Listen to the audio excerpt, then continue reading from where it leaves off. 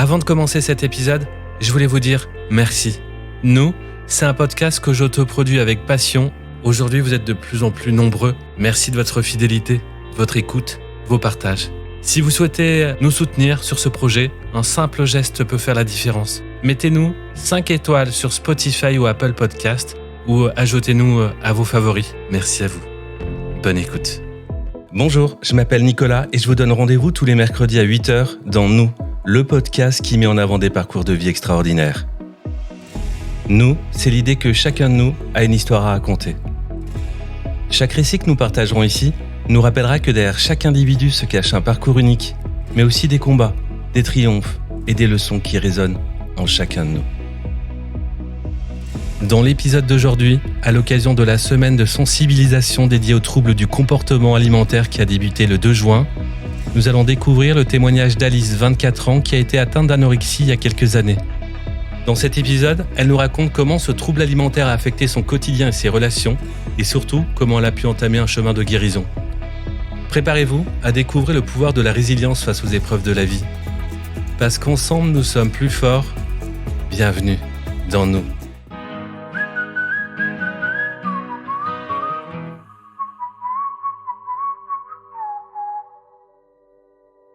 Bonjour Alice. Bonjour Nicolas. Merci d'être avec nous et d'avoir accepté de venir témoigner. C'était pour moi important de venir témoigner sur cette maladie qu'est l'anorexie. Peux-tu nous expliquer brièvement ton histoire ? Donc j'ai 24 ans, je suis actuellement gérante d'un restaurant dans le Marais et j'ai vécu il y a quelques années de l'anorexie qui m'a fait perdre énormément de poids et qui a mis en danger ma santé mentale et physique. Ça a été une période difficile. C'était une période extrêmement difficile pour moi-même ainsi que pour les personnes qui m'entouraient. C'est vrai qu'on oublie souvent les proches, mais c'est aussi difficile pour les proches, une forme d'impuissance.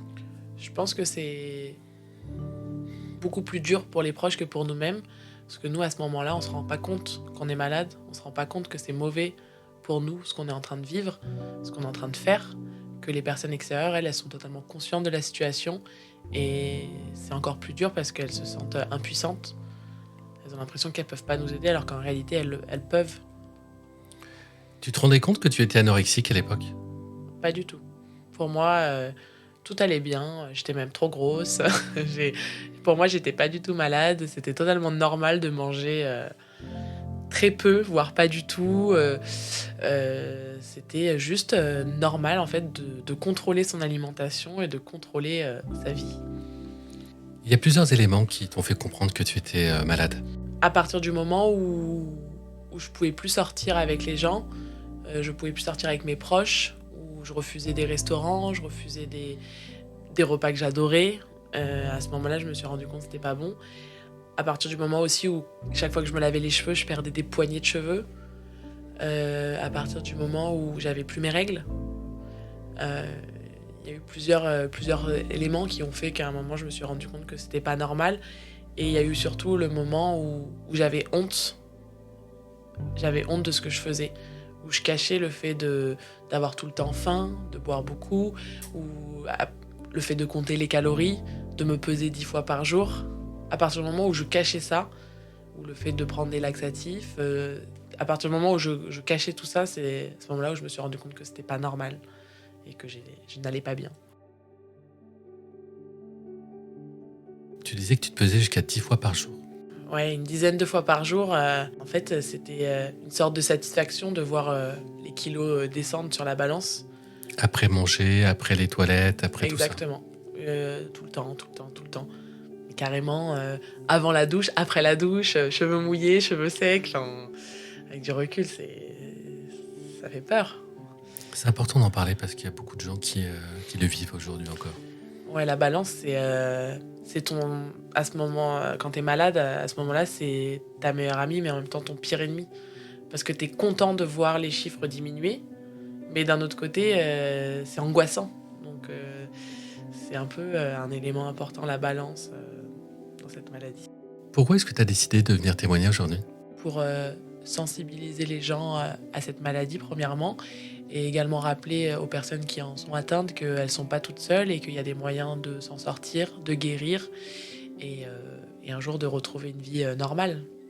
Comment est-ce que tu es tombée dans l'anorexie ? Premièrement, j'ai grandi avec une maman qui a suivi des régimes toute sa vie. Donc ça a fait partie intégrante de mon enfance. Donc j'ai grandi avec des idées reçues sur l'alimentation, sur les aliments qui font grossir, pas grossir. J'ai également fait 20 ans de gymnastique rythmique, donc un sport dans lequel le corps est mis au premier plan, où on est dans des tenues très moulantes, où il ne faut pas être trop grosse, où il faut avoir une certaine corpulence. J'étais surtout entourée également de coéquipières assez fines. J'étais l'une des plus fortes, on va dire ça comme ça, parce que j'ai jamais été vraiment très grosse. Donc il y avait ce côté du corps qui était très présent. Puis arrivé l'âge de l'adolescence, donc 15 ans, où le corps est encore plus mis en avant, je dirais, où j'ai eu beaucoup d'acné, où je me sentais pas forcément bien dans mon corps, où j'ai pris un petit peu de poids, parce que j'ai toujours été un peu gourmande quand même, où on a toujours assez bien mangé. J'étais dans une famille où il y a toujours eu des problèmes de poids. Ma mère, mon père, avec les grands-parents qui faisaient des réflexions. Tu vas être grosse comme ta mère, comme ton père. Donc le côté aliment était très pointé. Après, à mes 15 ans, mes parents ont divorcé. Donc période très compliquée de ma vie, avec un déménagement, un passage au lycée, un changement de tout de ma vie. Et à ce moment-là, ça a été, je suis partie aux États-Unis, donc un voyage, une colonie, donc que entre jeunes. Et les États-Unis, c'est l'endroit parfait pour accentuer les troubles alimentaires. Partout où on va, déjà l'alimentation, elle est pas forcément très saine. Partout où on va, il y a les calories qui sont affichées, donc on sait ce qu'on va manger, on sait ce qu'on va consommer. Et là, ça a été la descente aux enfers. Le fait d'être loin de ma famille, de mes amis, il y a tout qui est ressorti, le divorce de mes parents, le déménagement, l'alimentation, le rapport au corps. Et j'ai commencé à diminuer de plus en plus la nourriture et à partir en dépression totale.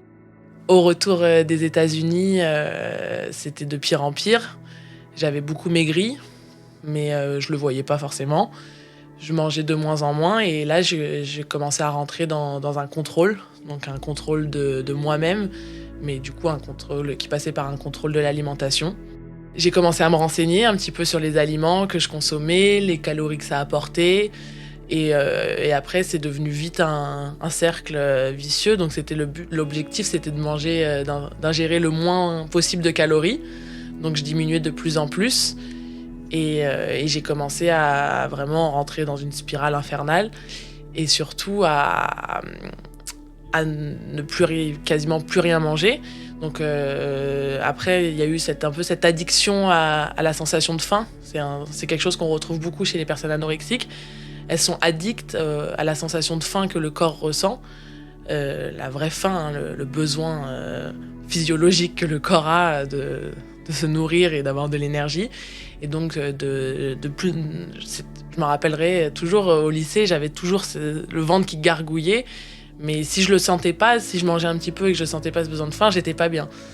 Et j'ai commencé à compter les calories, je les mettais sur mon téléphone. Dès que je mangeais quelque chose, je regardais sur internet combien c'était de calories, je le rentrais dans mon téléphone. Et du coup, il fallait pas dépasser un certain nombre de calories par jour, sinon j'étais pas bien. Ma mère, elle me rappelle souvent, elle me dit, tu te rappelles, tu mangeais 2 tomates et un œuf dur et tu disais, ça y est, j'ai trop mangé, j'ai mal au ventre. Parce qu'après, c'est dans la tête, on se sent toujours gonflé. Et chez les anorexiques, il y a beaucoup cette dysmorphophobie où on se voit toujours énorme dans le miroir, alors qu'en réalité, on maigrit à vue d'œil. Et donc voilà. C'est intéressant ce que tu dis parce que je suis passé par une étape souvent liée à la dépression quand je suis arrivé sur Paris. Et je me rappelle que j'avais aussi un début de problème d'anorexie. Et un jour, au travail, j'avais pris des petits pains au raisin, en fait, qui étaient à dispo pour les employés. Et j'avais pas mangé depuis plusieurs heures et tout ça. Et je faisais très attention comme toi. Et en fait, en mangeant le pain au raisin, j'ai eu un coup d'énergie qui arrivait d'un coup. Et là, j'ai compris qu'en fait, j'allais pas bien, en fait. Je sais pas si tu as eu cette sensation-là de manger quelque chose et qui tout de suite te donne du peps.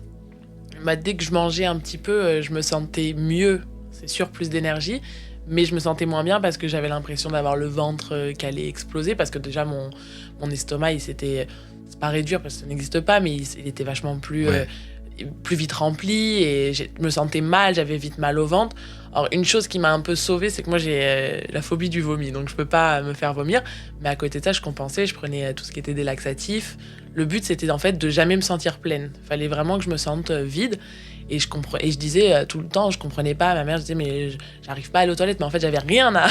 j'avais juste rien dans le ventre. Et en fait quand on est anorexique, on est juste accro à cette sensation où on est vide, où on a faim, où juste notre ventre il paraît plat.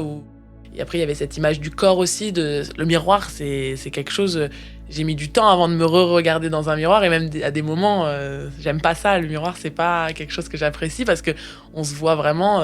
pas comme on l'est. Je revois des photos de moi il y a 10 ans, je me trouvais énorme alors qu'en fait j'étais très maigre, très malade, ça se voyait sur mon teint de peau, mes omoplates, quelque chose de malade. Mais oui, quand on mange, ça nous donne de l'énergie, hein, mais on le voit pas comme ça quand on est malade. On se dit oh là là, là je suis trop pleine, alors qu'en réalité on a juste notre corps qui a besoin, parce que pour avancer, j'étais à une époque de ma vie, j'avais 15 ans, j'étais au lycée, mon cerveau il avait besoin pour apprendre, j'étais tout le temps fatiguée, je dormais très tôt, je perdais mes cheveux, et surtout on s'éloigne de tout le monde, parce que le repas c'est une place importante, en famille, entre amis, les sorties. Et en fait, je faisais plus rien, je voulais plus, c'était une angoisse d'aller manger avec les gens. À la cantine, j'avais l'impression qu'on me regardait, et c'est sûr qu'on me regardait parce que je mangeais tellement rien, et j'étais tellement mince qu'on devait se dire mais elle est malade. Mais du coup, on s'éloigne petit à petit pour pas être jugé, pour pas qu'on nous dise faut pas faire ci, faut pas faire ça. On m'avait dit tu manges rien, donc en fait juste je m'éloignais, je voulais plus manger à la cantine. Le midi, je demandais à rentrer chez moi.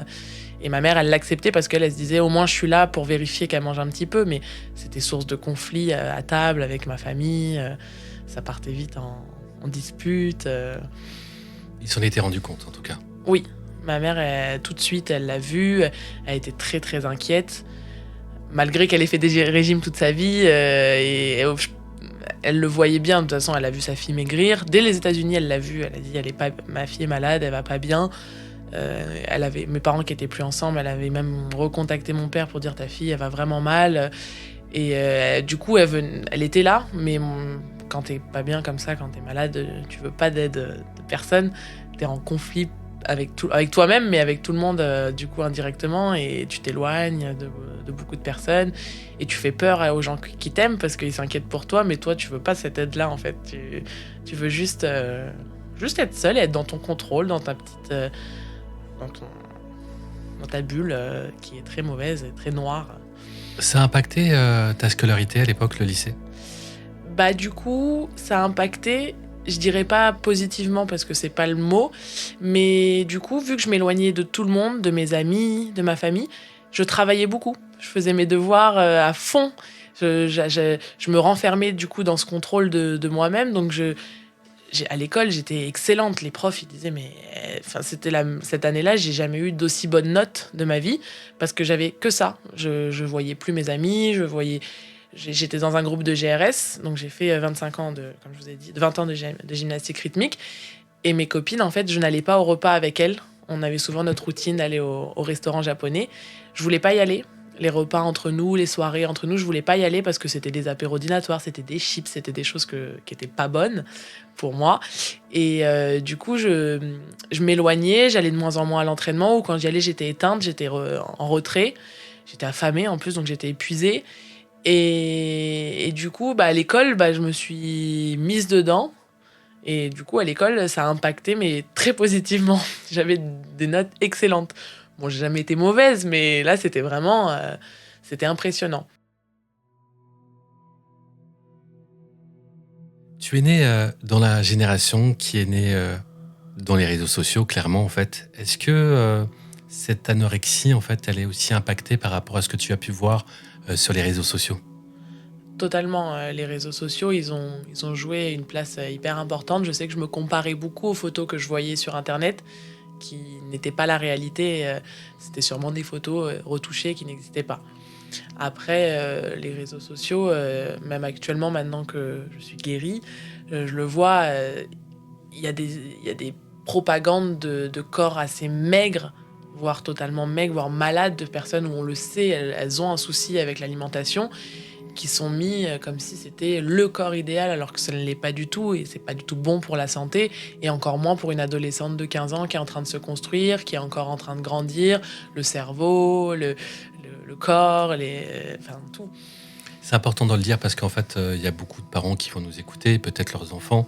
Et c'est vrai que les réseaux sociaux, alors c'est un peu futile ce que je raconte, mais en fait, beaucoup de gens s'identifient, mais en fait, c'est pas la vie, en fait. Exactement. Et on voit de plus en plus même de personnes, d'influenceurs qui se suicident.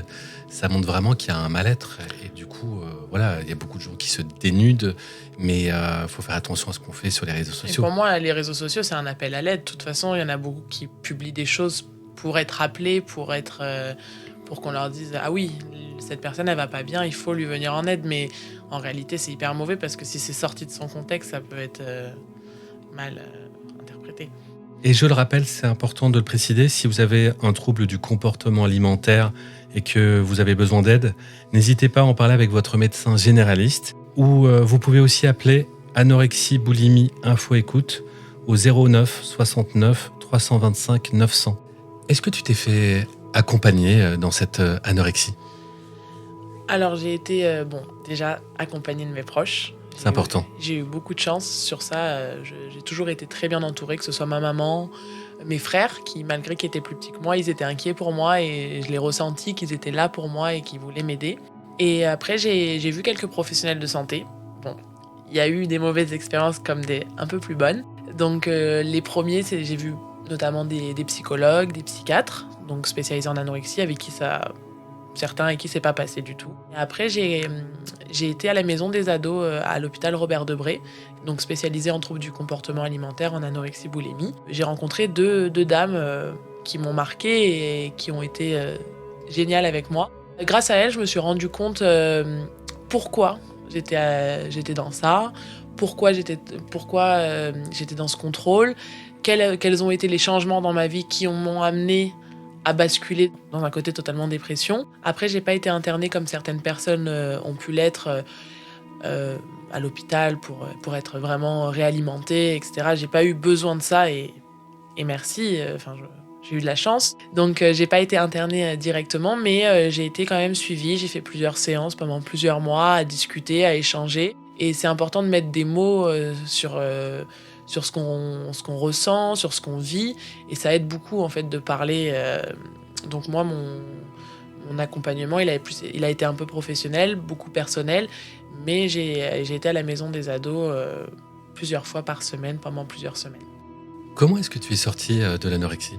Premièrement, je tiens à dire que je pense qu'on ne sort jamais réellement à 100% de l'anorexie. Je dis pas qu'aujourd'hui, je vais mal, je vais bien.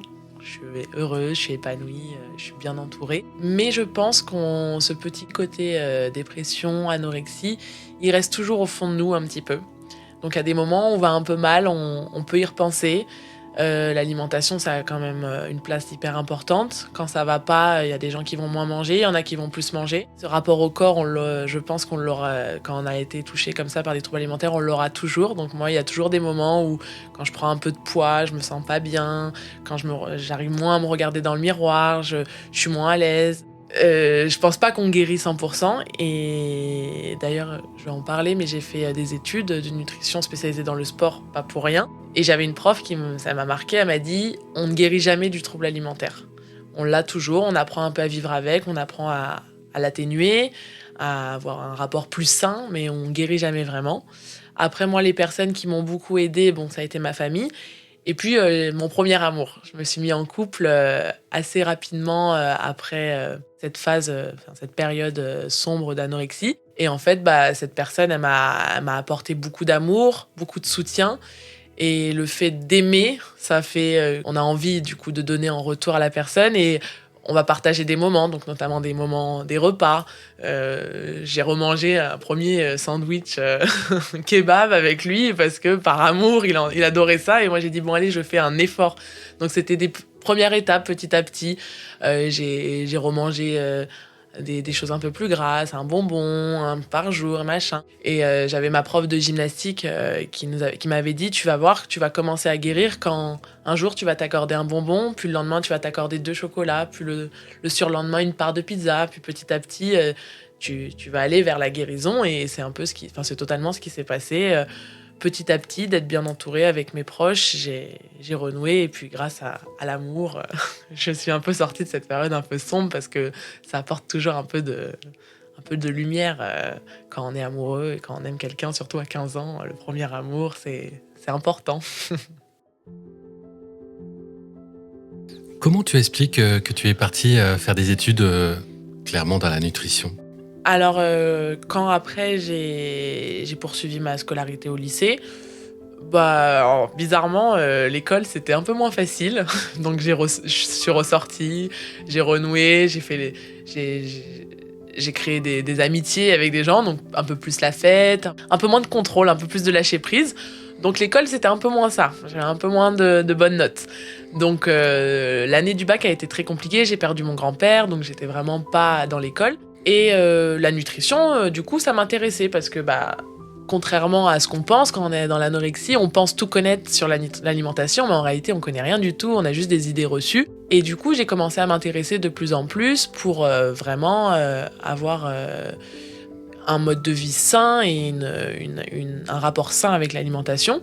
Donc j'ai vu cette école de nutrition et je me suis dit, je vais faire nutritionniste diététicienne. Je vais aider moi aussi les gens qui ont été dans mon cas, et puis par la même occasion, je vais guérir, hein, je pense inconsciemment, je me suis dit ça. Je vais aider les gens et en même temps, je vais m'aider moi-même. Donc j'ai fait mes études, le Covid est arrivé, c'était un peu compliqué, mais je me suis accrochée. C'était quand même des études très intéressantes, spécialisées dans le sport. Et puis j'ai été diplômée, sauf qu'une fois guérie, on va dire, on n'a plus forcément envie de parler de l'alimentation toute la journée, parce que ça va mieux. On peut avoir envie d'aider les gens, hein, ça j'adore, hein, j'adore discuter de nutrition avec les gens, les aider, les conseiller.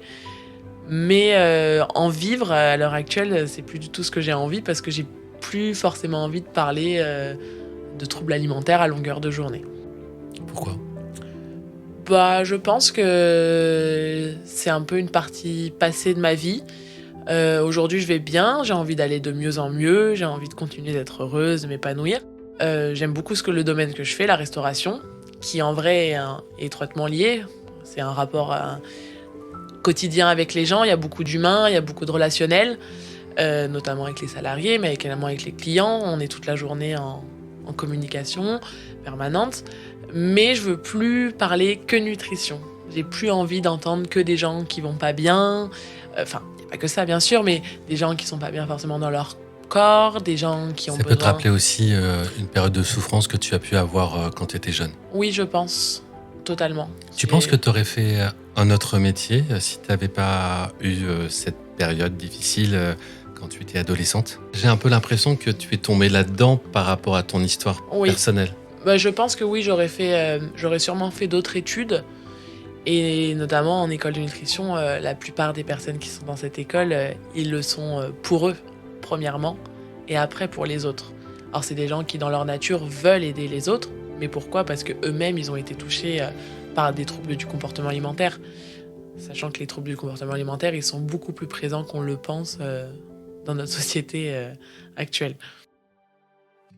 Quel regard tu portes sur ton toi aujourd'hui, toi Alice, quand tu avais 16 ans et que tu étais anorexique ? Je vois une jeune fille qui était en train de se construire, mais en même temps qui était totalement perdue, qui était triste de la situation de ses parents, qui s'aimait pas. C'est surtout le mot. Je vois une jeune fille qui ne s'aimait pas du tout, que ce soit physiquement, mentalement, dans sa vie. Et qui en fait, au lieu d'apprendre à s'aimer, elle voulait juste se détruire, alors qu'en fait, c'est pas comme ça qu'on avance, quoi. Quel a été le moment le plus difficile pour toi de cette période ? Le plus difficile, je pense que c'était quand je voyais ma mère pleurer, être très inquiète pour moi, alors qu'elle avait sûrement 20 fois pire à gérer de son côté. Et elle avait aussi mes petits frères. c'était hyper égoïste en fait. C'est ça que je retiens de... Le pire pour moi, c'est que j'ai été très égoïste. Moi, je voyais que moi qui allait mal, alors qu'à côté de ça, j'avais 2 petits frères qui eux aussi avaient besoin de leur maman, alors que ma mère, elle était focalisée sur moi, parce qu'elle avait peur que sa fille elle fasse n'importe quoi. Je disais des mots très durs. Quand on est en dépression, on dit des mots très durs. On parle de la mort, on dit qu'on n'est pas bien dans ce monde. Et je pense qu'une maman, il n'y a rien de pire pour une maman d'entendre que son enfant, il ne veut pas vivre. Donc, c'est le pire que je retiens dans cette période-là, c'est que j'ai accaparé ma maman qui, elle avait sa vie de femme, de maman, bien sûr, mais de femme, et aussi il y avait mes petits frères à côté. C'est ce que je retiens. Moi, c'était très sombre pour moi, mais à ce moment-là, je m'en fichais. Avec du recul, je me dis c'était ça le pire, c'était cet égoïsme, on va dire. Pendant cette anorexie, tu as eu des moments plus down. Oui, il y a eu des moments... où tu pensais... Ouais, je pensais... j'étais vraiment mal au point de... Mais je me rappelle, il y a des soirs où je dormais à 20h jusqu'au lendemain, 9h30. C'était vraiment vraie dépression, vraiment mal, où ça allait vraiment pas et je voulais voir personne. Et on s'aime pas, en fait, on se supporte pas. Donc on veut juste dormir, être tranquille et être loin de tout le monde, quoi. C'est vraiment une maladie qui isole.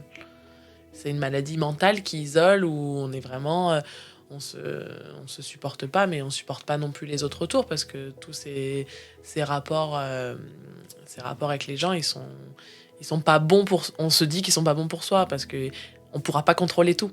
C'est vrai que les maladies mentales, c'est ce qu'il y a de pire, parce que ça se voit pas, en fait. C'est dans la tête, et des fois, c'est souvent mal compris des gens. Ah, totalement, parce que moi, je sais que j'étais très mince, mais comparé à certaines personnes anorexiques, j'étais pas non plus...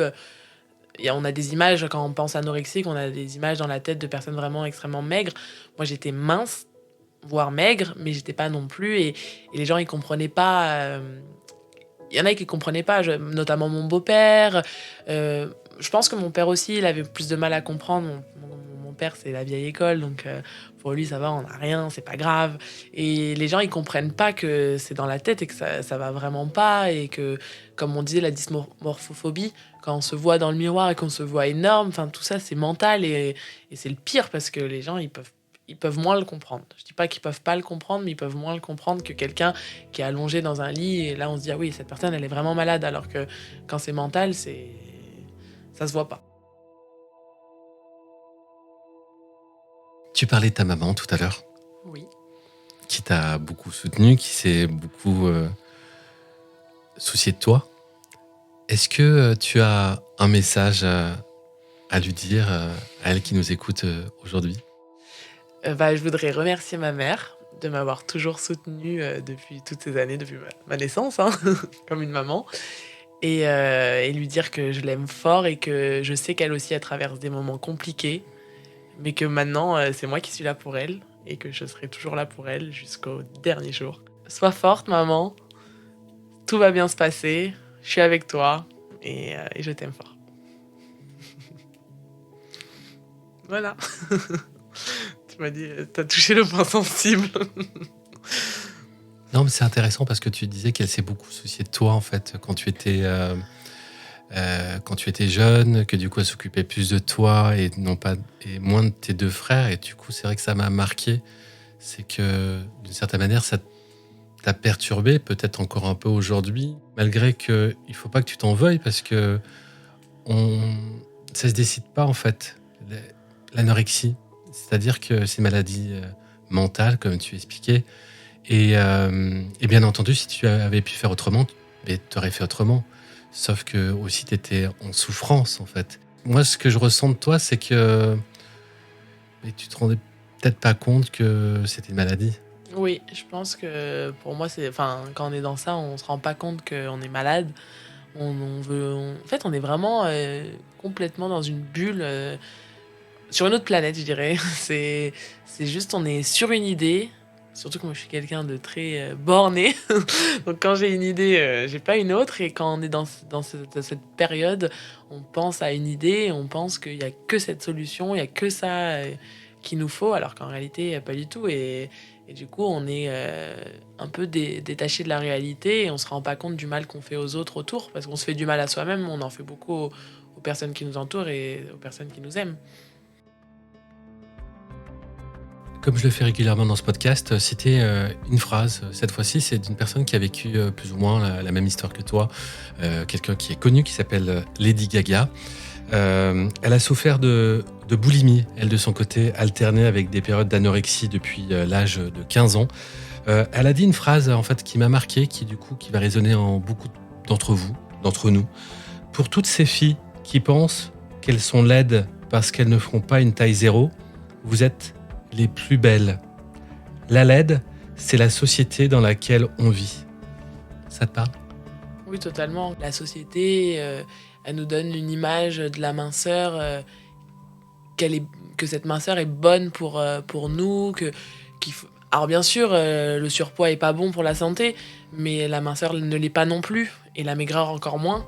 Et on nous donne une image de la taille parfaite, mannequin, qui en fait n'est pas la réalité. Qu'est-ce qu'on peut te souhaiter pour la suite ? D'être heureuse, d'être fière de moi et surtout de m'aimer telle que je suis. Pour toi, il y a encore un travail là-dessus ? Oui, parce qu'avec le travail que je fais, je sais que je suis souvent stressée, donc j'ai pas trop le temps de manger. Bon là, j'ai repris le sport, je m'entretiens un peu plus, mais je sais que je suis pas au maximum de mon self-love, je sais pas comment dire, de mon amour-propre. Je pense qu'il y a encore un petit peu de travail, il y en aura toujours un peu, mais si je m'apaise dans ma vie et que je trouve une stabilité, que ce soit personnelle ou professionnelle, je pense que les choses découleront de source.